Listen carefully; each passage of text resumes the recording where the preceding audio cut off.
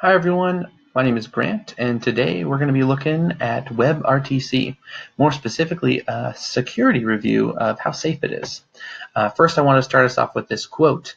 If I wanted to hack you, WebRTC would be the last place I'd start. I thought that was a pretty provocative quote, and I want us to keep this in mind throughout the presentation, and at the very end, we're going to go ahead and come back to this and see how well it holds up.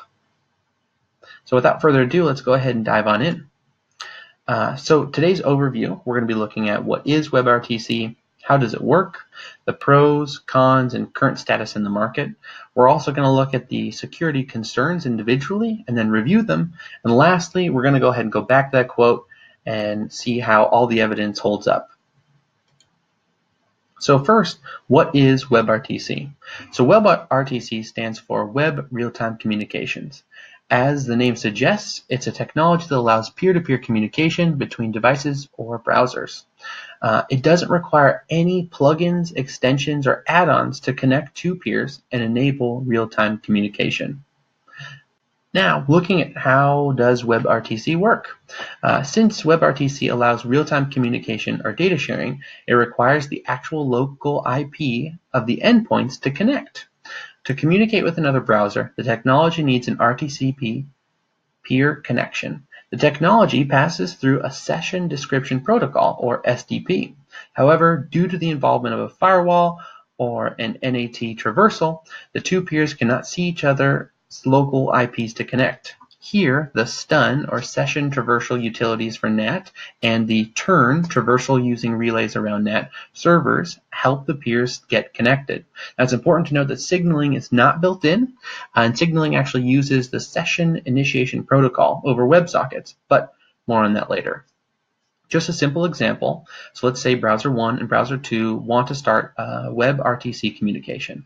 Browser 1 contacts a STUN server for an ICE candidate. And an ICE candidate is essentially a list of information like IP addresses and ports to connect to your machine. To create an offer and then send to browser 2. Browser 2 then subsequently contacts the STUN server for its own ICE candidate and returns a response to browser 1. Finally, after this process, connection is established. So there's no standard way to handle offer and responses.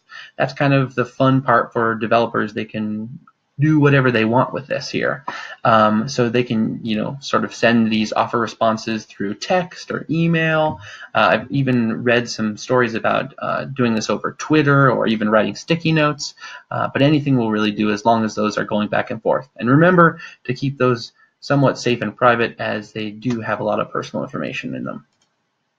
So looking at the pros, cons, and status, let's go ahead and examine the pros. So first off, there are no plugins, extensions, or installations required for WebRTC.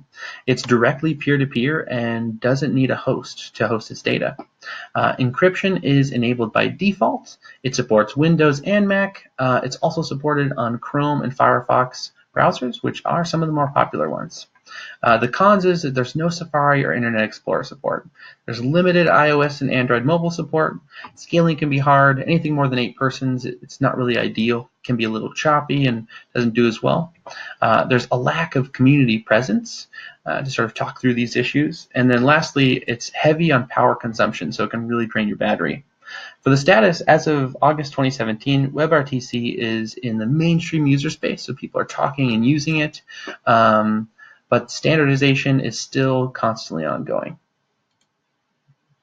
So now diving into some of the security concerns, I picked out some of the top ones that were reviewed and talked a lot about, and so I'll examine those a little bit more closely.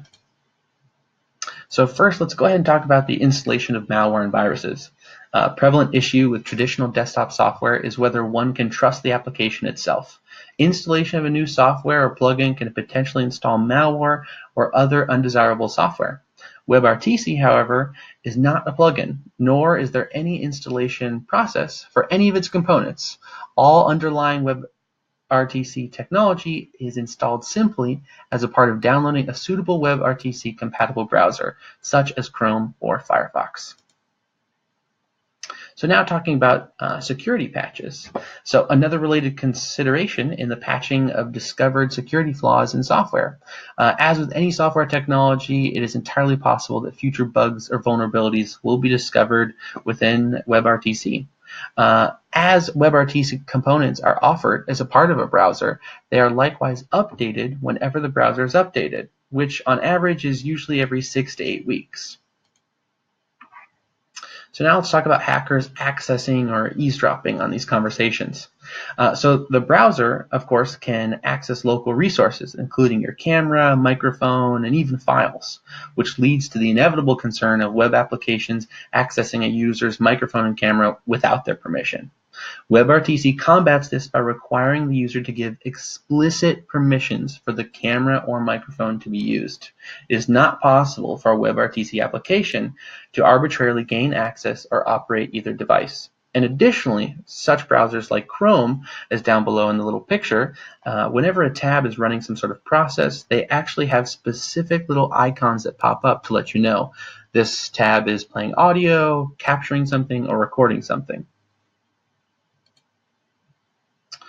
Now, talking a little bit about man-in-the-middle attacks. There was a cybersecurity researcher who was able to compromise a signaling server so that users would instead be connecting to him and he would overhear the entire conversation. So luckily, WebRTC specifications recommend things like identity providers to combat this.